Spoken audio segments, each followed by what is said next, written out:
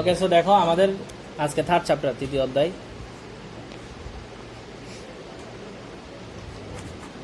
আমাদের অধ্যায়ের নাম কি? উৎপাদন, উৎপাদন ব্যয়,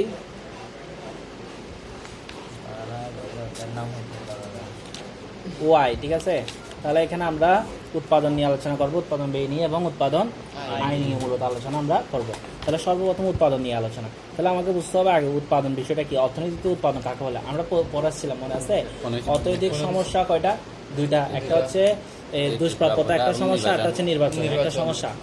এই সমস্যাগুলোর সমাধানের জন্য কর্মপদ্ধতি ছিল চারটা।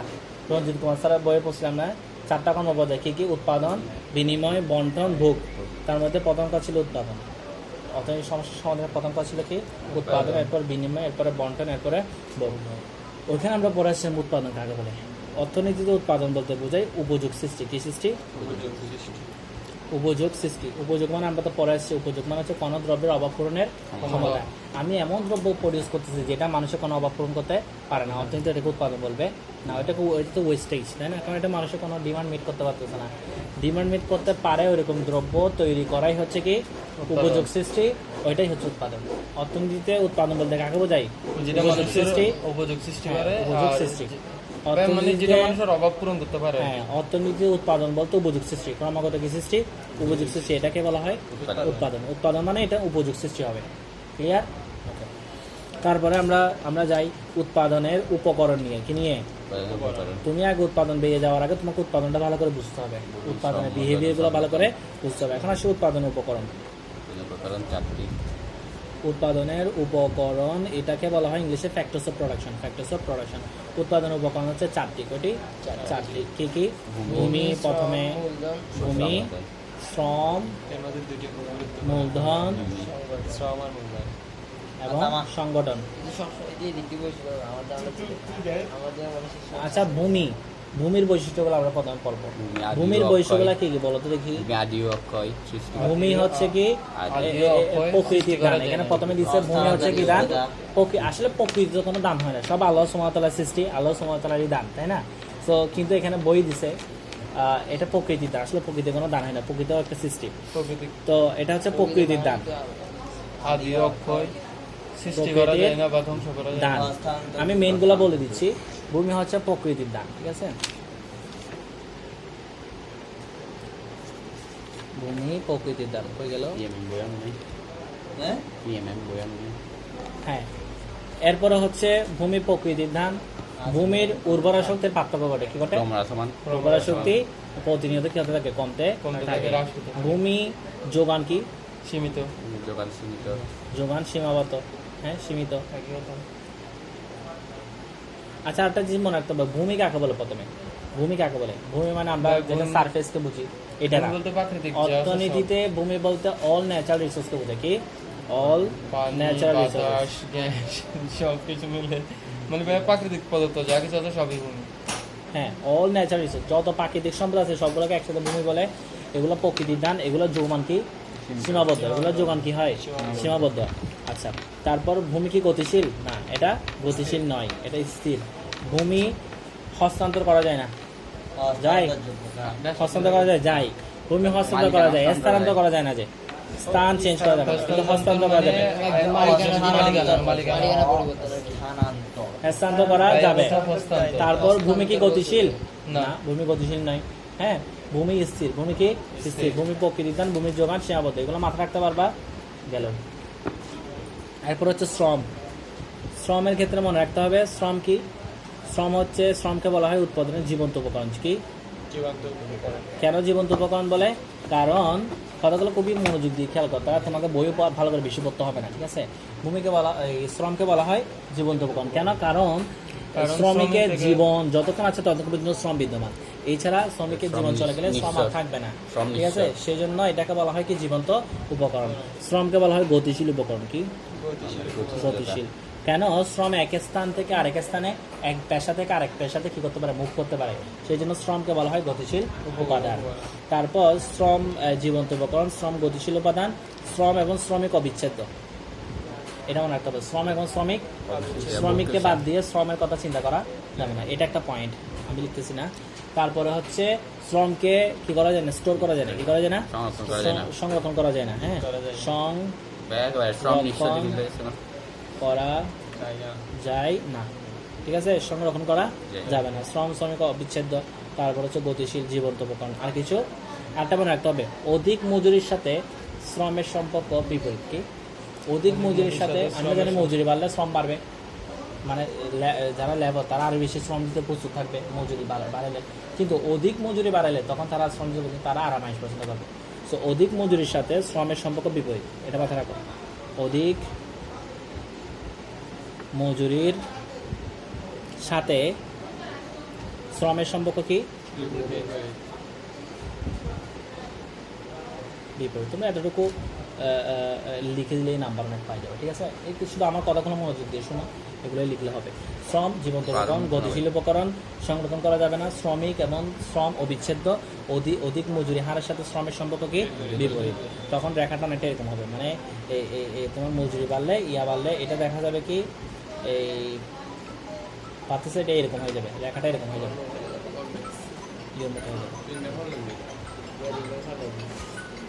এরপর দেখো আমাদের মূলধন। মূলধন কাকে বলে? মূলধন কাকে বলে? অর্থনীতিতে মূলধন কাকে বলে? মূলধনকে বলা হয় উৎপাদনে উৎপাদিত উপকরণ। কি ডেফিনেশন খেয়াল করো, মূলধন হলো উৎপাদনের উৎপাদিত উপকরণ। হ্যাঁ, এটা কি জানো কেউ? এটার অর্থ কি জানো? ফলক জানো? উপকরণ কেন বলা যায় না? মূলধন কাকে বলে? অর্থনীতিতে মূলধন কাকে বলে? অর্থনীতিতে মূলধন বলা হয় উৎপাদনের উৎপাদিত উপকরণ। কেন আমি বলি মূলধন কি? মূলধন হচ্ছে প্রথমে এটা প্রোডাকশনে ইউজ হবে, প্রোডাকশনে ইউজ হওয়ার পর প্রোডাকশনে আউটপুট বেরোয় না, মানে যখন প্রোডাকশনে আউটপুটগুলো বের হয় আউটপুটগুলো কনজিউম হবে না, বুক হবে না, ওই প্রোডাকশনটা আবার অন্য প্রোডাকশনে ইনপুট হিসেবে যাবে। যেমন তোমাদের মনে করো 3টা হাঁস আছে, হাঁসগুলো ডিম দিছে, ডিমগুলো তুমি খেয়ে ফেলো নাকি? ডিমগুলো তুমি খেয়ে ফেলে তো বুক হয়ে গেছে, উপযুক্ত নিঃশেষ হয়ে গেছে। তুমি এখান থেকে আউটপুট পাইলে কি হাঁস থেকে 3টা হাঁস থেকে 10টা করে 30টা ডিম পেলা। ওই 30টা ডিম থেকে তুমি 30টা ডিমকে কনজিউম না করে আবার উৎপাদনের কাজে কি করছো? ইউজ করছো, 3টা থেকে বাচ্চা ফুটাইছো। তাহলে এই ডিমগুলো আবার কি হয়েছে? মূলধন। ওই ডিমগুলো তোমার মূলধন, এগুলো উৎপাদন উৎপাদিত। এখন তুমি বলবা ভাইয়া তাহলে যন্ত্রপাতি আসবাবপত্র এগুলো কি বাদ? টাকা পয়সাগুলো কি বাদ? না, এগুলো বাদ না। কেন? দেখো তোমার টাকাটা জেনারেট হয়ে গেছে প্রফিট থেকে, সো প্রফিটটা আবার ইনভেস্ট হচ্ছে। তাহলে প্রফিট যখন আবার ইনভেস্ট হবে ওইটাও কি মূলধন? এটা কি মূলধন, বুঝতে পারছি? যন্ত্রপাতি, কলকারখানা, কলকব্জা, এগুলোও মূলধন। কেন? কারণ এগুলো তো কোনো না কোনো কিছু আউটপুট, এগুলো কি এমনি চলে আসছে নাকি? এগুলোর এক্সিস্টেন্স কি এমনি হয়েছে? এগুলোর এক্সিস্টেন্স করতে গিয়ে এগুলো কোনো প্রোডাকশন থেকে বেরিয়েছে, বুঝে নাই? যন্ত্রপাতি, কলকব্জা যেগুলো আমরা ইউজ করি, ঠেলা গাড়ি, তারপরে মনে করো জাহাজ, বিমান, যা কিছু ইউজ করি না কেন প্রোডাকশনের কাজে, ওগুলো না কোনো প্রোডাকশনের আউটপুটই তো, তাই না? সো উৎপাদনের উৎপাদিত উপকরণ, যেটা প্রোডাকশন থেকে বের হয়ে আউটপুট, সেটা আবার ইনপুট হিসেবে যাবে, তখন এটাকে আমরা মূলধন বলি, ঠিক আছে? তাহলে এক কথায় মূলধন হলো উৎপাদনের উৎপাদিত উৎপাদনের উৎপাদিত উপকরণকে মূলধন বলে। উৎপাদনের উৎপাদিত উপকরণকে মূলধন বলে। সংক্ষেপে ক নাম্বার বেশি থাকবে না। উৎপাদন উৎপাদিত উপকরণকে কি বলা হয়? মূলধন বলা হয়। এখন মূলধন কি গতিশীল কিনা? হ্যাঁ, এক স্থান থেকে আরেক স্থানে, এক পেশা থেকে আরেক পেশায়, সব জায়গায় এটা কি করা যায়? স্থানান্তর করা যায়। আর এরপরে এটা হচ্ছে মূলধন গেল। তারপর হচ্ছে আমাদের সংগঠন। কি সংগঠন? সংগঠন হচ্ছে 3টার সমন্বয়, ল্যান্ড, লেবার, ক্যাপিটাল এবং ক্যাপিটাল। ক্যাপিটালকে এই 3টার সমন্বয়ে, এই 3টাকে কোঅর্ডিনেট করে, যিনি 3টাকে সমন্বয় সাধন করে লক্ষ্যের দিকে পরিচালিত করে, তাকে বলা হয় সংগঠন। তাকে বলা হয় সংগঠন। এই 3টাকে কি করে? কোঅর্ডিনেট করে, কি করে? সংযুক্ত করে। এই 3টাকে যে সংযুক্ত করে তাকে বলা হয় কি? সংগঠন। সংগঠনের কাজটা যিনি করেন ওকে বলে উদ্যোক্তা বা সংগঠক। একই কথা, ঠিক আছে? ক্লিয়ার? হ্যাঁ, তাহলে সংগঠন কিন্তু এগেইনস্টে কি পাই? আমরা জানি ভূমি পাই, ভূমির পরিবর্তে হচ্ছে খাজনা, মজুরি, সুদ। আর সংগঠন পাই কি? মুনাফা। সংগঠন কি পাই? মুনাফা পাই। এখন হচ্ছে তুলনামূলক আলোচনা, কোনটার তুলনামূলক বেশি গুরুত্বপূর্ণ। হ্যাঁ, এটা সময়ের উপর ডিপেন্ড করে। এক সময়ে তোমার এই একটা গুরুত্ব বেশি ছিল। খেয়াল করো, তুমি আদিম যুগের কথা খেয়াল করো। ইন্ডাস্ট্রিয়ালাইজেশন, শিল্পায়নের আগের কথা চিন্তা করো, তখন যন্ত্রপাতি ছিল না, তখন আমাদের সব থেকে বেশি গুরুত্বপূর্ণ ছিল ভূমি এবং শ্রম। শ্রমের মূল্য অনেক বেশি ছিল তখন, কারণ তখন টেকনোলজি ছিল না। কিন্তু এখন আধুনিক যুগে কোনটার করতে বেশি? মূলধন, তারপর সংগঠন, তাই না?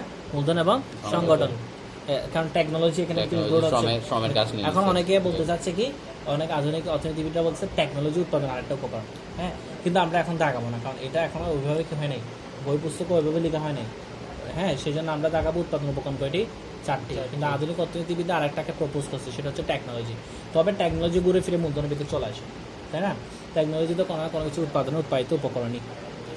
তাহলে এখানে আমাদের হচ্ছে মূলধন। তো এখন মূলধন আমার সংগঠনের গুরুত্ব বেশি। তো এক এক সময় তোমার এক একটা জিনিসের কি মূল্য অনেক বেশি ছিল। তবে চারোটাই গুরুত্বপূর্ণ, কারণ চারোটা ছাড়া তুমি কি করতে পারো? প্রোডাকশন করতে পারবে না। এই চারটা হচ্ছে উৎপাদন উপকরণ। কি এই উৎপাদন উপকরণ? এগুলো হচ্ছে ইনপুট, এগুলো যাবে প্রসেসিংয়ে, তারপরে কি বেরোবে?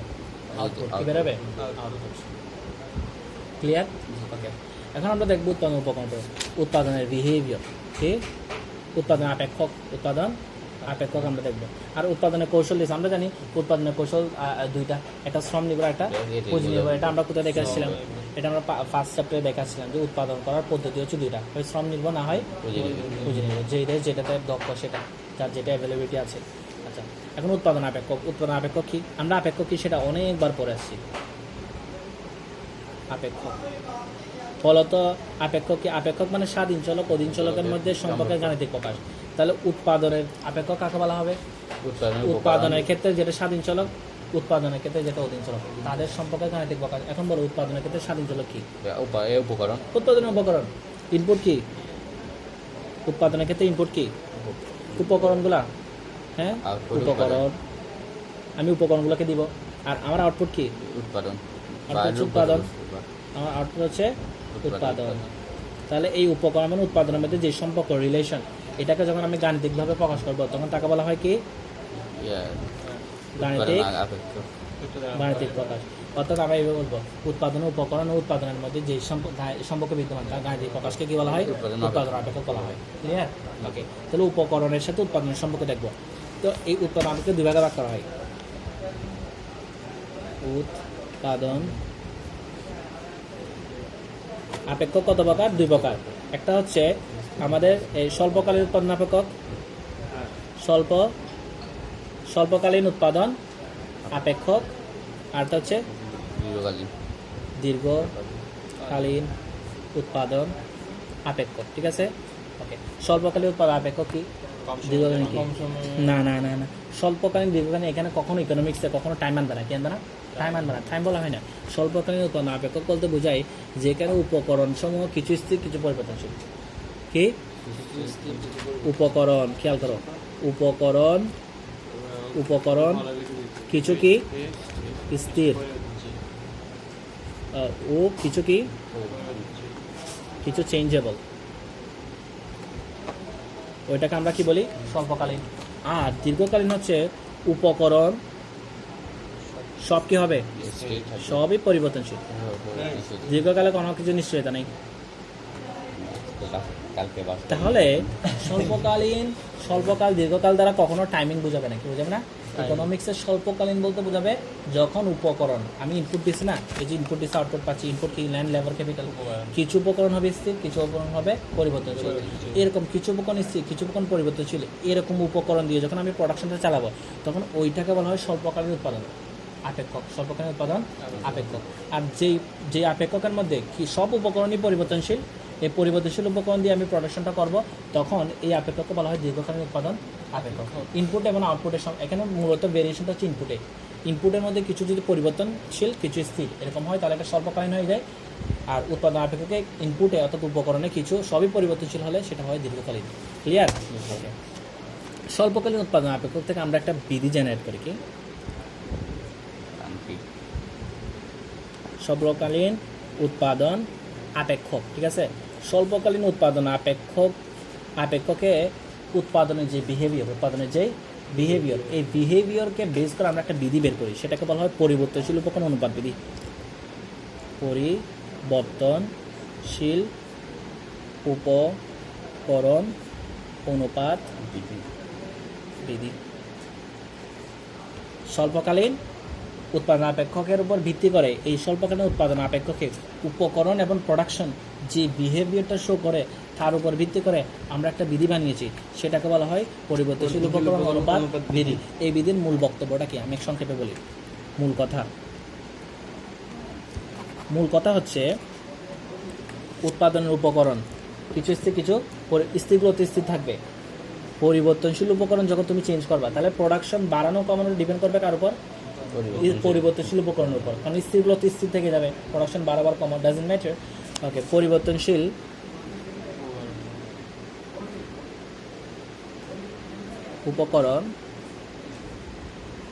উপকরণ ক্রমাগত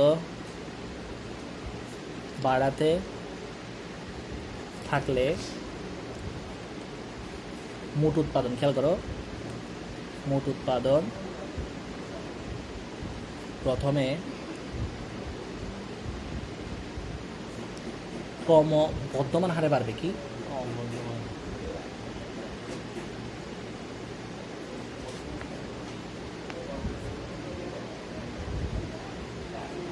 বাড়বে, এরপর ক্রমবর্ধমান হারে প্রথমে বাড়বে, এরপর ক্রমহ্রাসমান হারে বাড়বে, এরপর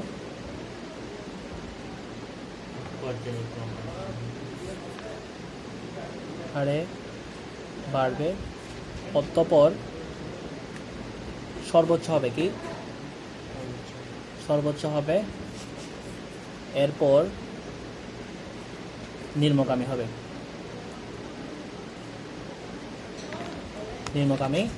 এটা হচ্ছে মূল কথা। হ্যাঁ, প্রথমে কি হবে? ক্রমবর্ধমান হারে বাড়বে, এরপর ক্রমহ্রাসমান হারে বাড়বে। উভয়টা কিন্তু বাড়তেছে। প্রথমে ক্রমবর্ধমান হারে বাড়বে, এরপর ক্রমহ্রাসমান হারে বাড়বে, এরপর সর্বোচ্চ হবে, এরপর নিম্নগামী হবে। টোটাল প্রোডাকশন কয়টা হলো বিহেভিয়ার? একটা, দুইটা, তিনটা, চারটা, তাই না? এই চারটা দিয়ে যদি আমি আঁকি, তাহলে তোমার টোটাল প্রোডাকশনটা হবে এরকম। দেখো, এদিকে উপকরণ দিলাম পরিবর্তনশীল কোনটা? মনে করো আমি এলকে ধরলাম কি, হ্যাঁ, আর কে ধরলাম পরিবর্তনশীল। আচ্ছা, যেটা স্থির এটার উপর একটা বাদ দিতে হয়। কি দিতে হয়? হ্যাঁ। আচ্ছা, তোমরা এটা কেমনে চিনবা? এই তোমার মনে করো কোনটা দীর্ঘকালীন উৎপাদন, কোনটা স্বল্পকালীন উৎপাদন হবে, তোমরা ফাংশন দেখে চিনে যাবা। যেমন কিউ ইজ দা যখন ফাংশন দিবে এলএন কের উপর একটা বাদ দিছে না, মানে কে স্থির, এল পরিবর্তনশীল, তাহলে একটা পরিবর্তনশীল একটা স্থির, তাহলে কোনটা স্বল্পকালীন, কোনটা স্বল্পকালীন উৎপাদন আপেক্ষক এটা। আর কিউ দিছে আমাকে এরকম ফাংশন দিছে, এরপরে এল দিছে, কে দিছে, কোনো বাদ দেয় নাই, তাহলে এটা কোন আপেক্ষক? দীর্ঘকালীন উৎপাদন আপেক্ষক। তাহলে এখানে টোটাল প্রোডাকশন তো বুঝছো। স্বল্পকালে মোট উৎপাদনের বিহেভিয়ার কি হবে? প্রথমে ক্রমবর্ধমান, এরপরে ক্রমহ্রাসমান হারে বাড়বে, এরপর সর্বোচ্চ, এরপর নিম্নগামী। তাহলে দেখো এটা টোটাল প্রোডাকশন কিরকম হবে। তুমি কে স্থির এলকে বাড়াচ্ছ, L1, L2, L3, L4, L5, তার এই দিকে তোমার হচ্ছে কোয়ান্টিটি প্রোডাকশন প্রথমে বাড়বে। কি হবে? এখানে দেখো এই তো এই এতটুকু বাড়ছে, এর ক্রমবর্ধমান হারে বাড়ছে, এরপর মনে করে এরকম ক্রমহ্রাসমান হারে বাড়ছে, এরপর সর্বোচ্চ হয়েছে। কি হয়েছে? সর্বোচ্চ, এরপর এটা নিচে নামছে। বুঝছো? আমরা জানি টোটালকে ইকোনমিক্সের যখন টোটাল আসে সাথে সাথে আবার কে চলে আসে টোটালের সাথে সাথে? টোটালকে অ্যানালাইসিস করার জন্য এমপি এবং অ্যাপি এগুলোকে ভুলে দিলে তো হবে না। টোটাল প্রোডাকশন ইনফ্লেকশন পয়েন্ট বলে, এটাকে কি বলে? Inflection point.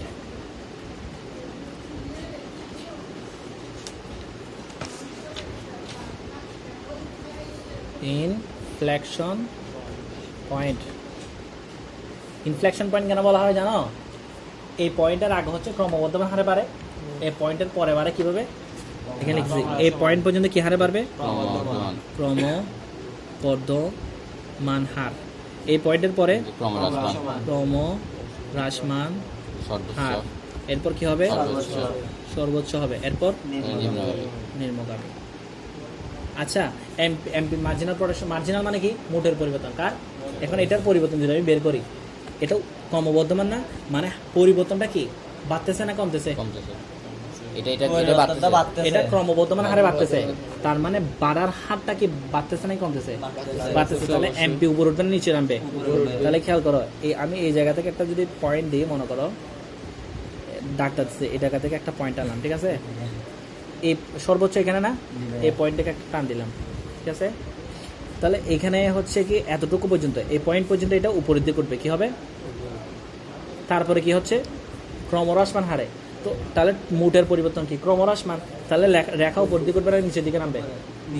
এমপি যেহেতু মোটের পরিবর্তনটাকে দেখায়, তাহলে এটা নিচের দিকে নামবে, কি হবে? নিচের দিকে। এবার নিচের দিকে নামতেছে। আচ্ছা এখানে কি হয়েছে? সর্বোচ্চ। সর্বোচ্চের পরে কমা শুরু করছে। যেখানে টিপি সর্বোচ্চ হবে সেখানে এমপি হবে 0। এমপি কি হবে? কারণ মার্জিনালের আর উপরে যেতে পারতেছে না তো। মার্জিনাল এখানে কি গেছে? ইকুয়াল। কি গেছে? ইকুয়াল। মনে করো 30, L4 ও 30, L5 ও কত? 30 সর্বোচ্চ হয়ে গেছে। এরপর এটা কমা শুরু করছে, তাহলে 30 বাদ দিলে কত হয়? 0 হয়। অর্থাৎ মনে রাখবা টোটাল পার্সেন্ট যেখানে সর্বোচ্চ সেখানে এমপি কি হবে? 0। এরপরে টিপি যখন নামা শুরু করছে তাহলে এটা কি হবে? নেগেটিভ। এটা কি এখন আর ক্রমহ্রাসমান না, এটা অলরেডি নামা শুরু করছে। তাহলে এটা যেহেতু নামা শুরু করছে এটার পরিবর্তন কি হবে? নেগেটিভ। এটা যেখানে সর্বোচ্চ সেখানে কি হবে? আর এটা যতক্ষণ পর্যন্ত বাড়তেছে ক্রমবর্ধমান হারে বাড়ার কারণে এটা বৃদ্ধি করছে, ক্রমহ্রাসমান হারে বাড়ার কারণে এটা কমতেছে। আর এখান থেকে টিপিকে যখন কিউ দ্বারা ভাগ করবা এপি বের হবে না?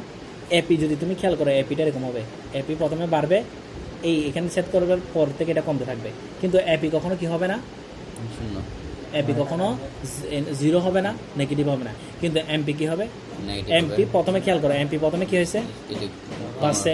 এমপি এর পর কি হয়েছে? কমতেছে, কমতে 0 হয়ে গেছে। এরপরে কি গেছে? মাইনাস, নেগেটিভ হয়ে গেছে। তাহলে ক্লিয়ার? এই বাচ্চারা বুঝে গেছে? জি ভাইয়া। হ্যাঁ, জি ভাইয়া। তাহলে প্রথমে ক্রমবর্ধমান হারে বাড়বে, এরপরে ক্রমহ্রাসমান, ইনফ্লেকশন পয়েন্টের আগে ক্রমবর্ধমান, পরে হচ্ছে ক্রমহ্রাসমান, এরপর হচ্ছে সর্বোচ্চ, এরপর হচ্ছে টিপি নির্বাহগামী হবে। আর সেই জায়গায় আমরা যখন এটাকে এমপি বানাবো তখন এমপি দেখা যাবে এটা ক্রমবর্ধমান হার হওয়ার কারণে এটা কি হয়ে যাচ্ছে? এটা উপরের দিকে। এটা ক্রমহ্রাসমান হারে বাড়ার কারণে এটা নিচের দিকে। এটা যখন সর্বোচ্চ হয়ে যায় তখন এটা হয়ে যাবে 0, আর এটা যখন নির্বাহগামী তখন এটা হয়ে যাবে নেগেটিভ। এই হচ্ছে টিপি এবং এপি এবং এমপি এর মধ্যে কি রিলেশনশিপ, পারবা তো? হ্যাঁ। আর তোমরা টোটাল এগুলো জানো। টোটাল প্রোডাকশন কাকে বলে? এখন বলো, মোট উৎপাদন কাকে বলে? উপকরণ যতটুকু দিয়েছ, যতটুকু উপকরণ তুমি দিয়েছ অতটুকু উপকরণ দিয়ে যতটুকু প্রোডাকশন পাবে এটা হচ্ছে কি? মোট উপকরণ, সরি মোট উৎপাদন। কি? অর্থাৎ যতটুকু উপকরণ ইউজ করা হয়েছে যত মানে উপকরণ ব্যবহারের কারণে যতটুকু উৎপাদন পাওয়া যায় তাকে মোট উৎপাদন বলে। আর অ্যাভারেজ প্রোডাকশন কাকে বলে? আমরা অ্যাভারেজ প্রোডাকশনের ফর্মুলা কি জানি? টিপিকে কি দিয়ে ভাগ দিতে হয়? কিউ দিয়ে, উপকরণ দিয়ে, উপকরণের পরিমাণ দিয়ে ভাগ, তাই না? হ্যাঁ। তাহলে তোমার এখানে খেয়াল করতে হবে যে কি টোটাল প্রোডাকশনকে কিউ দ্বারা ভাগ, অর্থাৎ মোট উৎপাদনকে যখন উৎপাদন উপকরণ দ্বারা ভাগ করা হয় তাকে কি বলা হয়? গড় উৎপাদন।